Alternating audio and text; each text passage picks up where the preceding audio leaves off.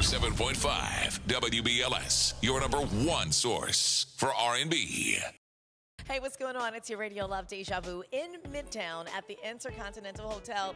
No, I'm not having a little midday quickie, honey. I'm here hanging out with the cast of The Color Purple. You know it's back on Broadway. They're doing the previews right now, and the big day, the premiere, is December 10th. But we're going to have an exclusive look before anybody else. We're going to talk to the cast to find out how they're portraying these beloved characters that are brought to life on the stage December 10th. It's The Color Purple. We got the inside scoop right here with WBLS TV.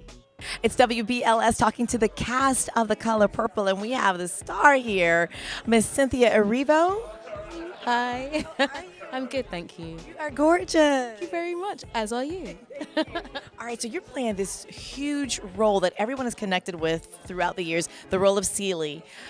But it's not new to you, though, right? No, I played this role about 2 years ago in London. But I feel like I'm coming at the role newly again this time round because a new cast, new energies, new stage, new audience. So everything around it is new again. So I feel like I owe it to myself to come at her like I'm doing it for the first time again. The audition experience was really fun. I think I had like 4 or 5 callbacks before I got the role. And that's how it works. Isn't that nerve-wracking? Oh, it's intense. It's very intense. 4 or 5 callbacks? Yeah, it's intense. Because depending on the level you go to, like Broadway shows, usually a bunch of callbacks.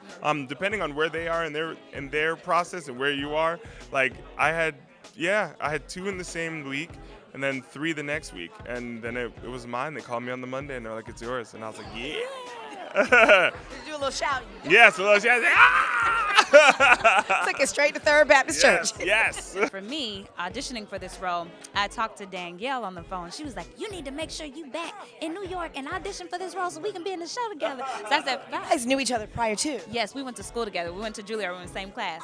So it's like very fun. And we remember singing these songs in college, honestly, in Color Purple. So to be a part of this is incredible. But I came and auditioned like 5 times.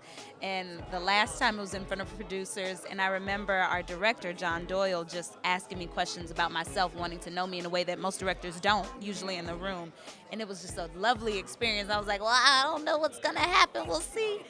And thank goodness I got the call, so that was good. Yes, praise him, won't he do it? I heard that one day during rehearsals, Auntie Oprah showed up. How was that? I mean, it's Oprah. I don't know. Gas. I did get gas, but I did get gas. You know, it's so funny though.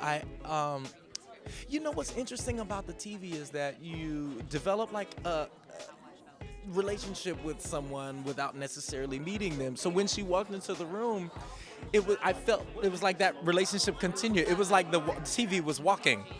Do you know what I mean? It's like walking TV. Yeah. So I hope to get a chance to meet her again and actually, get an opportunity to just have a little brief conversation and get to know her personally. We were singing the Color Purple song around the piano. Next thing you know, the door opens and it's like this light. You know what I mean? Like the angel light. She said a light. I heard the angel say, oh, she walked in, and all of us could not remember any of the lyrics anymore. We were all like crying, it's Mama O. And she just came and hugged each of us and she was so sweet and so generous. And yeah, it's Mama O. Right. So we all were influenced by Oprah as Sophia. Did she have a huge impact on you and how you're portraying the role? Of course, yes, she has. The biggest thing I've taken from her is what I'm talking about is like when I watched that performance, she held nothing back. And this is a woman who had never done a movie before. She had never cried in front of a camera and any of that. And she gave it 500% and was just fearless. And so that's what I'm taking from it the most is how to approach it, and that's with just every ounce of your body giving it 100%. How is it looking at the movie now and seeing that you're actually in this freaking cast? Oh my God. I mean, because Color Purple is such an iconic classic story. It's kind of scary at times because all the characters are iconic characters with very famous lines, and you don't want to miss it. Like, you showed us something, oh God, I'd be like, ooh, girl, don't miss it, because they'd be like, what? So it's like, it's exciting, but it's kind of scary, and then sometimes I find myself referencing back to the maybe the book or the movie, and like, okay, let me get some sugeness out of Suge, you know, but still at the same time being able to incorporate my own flavor to it, but not straying too far away from the classic. Are you ready for opening night? I mean, we still got a couple of weeks of preview, so. How's the feedback been? Really good. I mean, there are people in the industry that I've been bumping into on the street, and they're all like, we're hearing really good things. The buzz is really good for the show. We're all very happy. So we're all very excited. We still have about a week and a half left of previews, and we have some more things that we're going to fix along the way, but I think we're in extremely good shape. We're still in the preview process, which means we're still rehearsing during the day, and then we do the show at night, and then we make little changes during the day. So the show that you see during the preview process will not be the show that you see the next day. The show's not locked until after opening December 10th. At that point, the show is locked in stone, and this is what it is. For this to be my first Broadway debut, to be on the cover of the playbill, to also, when I come out, people applaud. Like, I've never imagined that, you know? People have grown to love you from Orange is the New Black. Grateful. I'm just like, wow. I'm very humbled. What's one of your favorite scenes in the play? I love the Easter Sunday scene where she, I guess,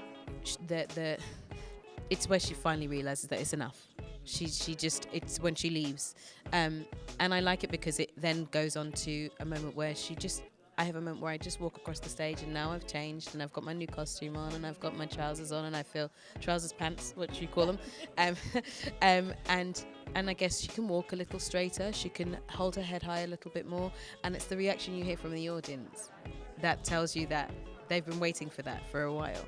I love it. Yeah. For me, this is something that was about timing and dedication. You can't do Broadway and theater and not be dedicated. So I wanted to make sure the time was right, where I could just focus on this. So once this is done, music will be the first thing smoking. Love it. Yep. The beauty of theater is that you can miss it.